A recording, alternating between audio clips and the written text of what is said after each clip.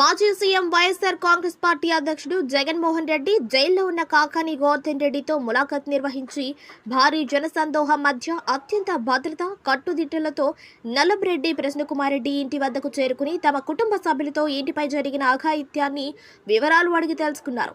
దాదాపు 3 గంటల సేపు సుదీర్ఘంగా వారితో మాట్లాడి వారి కుటుంబానికి అలాగే వైఎస్ఆర్ కాంగ్రెస్ పార్టీ కష్టాల్లో ఉన్నప్పుడు తన వెంట నడిచిన వారికి అన్ని విధాలా తోడుంటానని భరోసా ఇచ్చారు.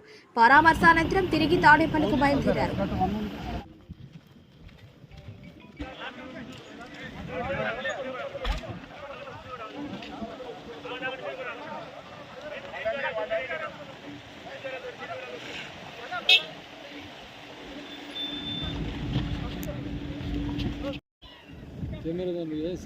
ఇదిగో మా ఏడుకోండి పక్కన పెట్టుకుని ఇంకే మీకు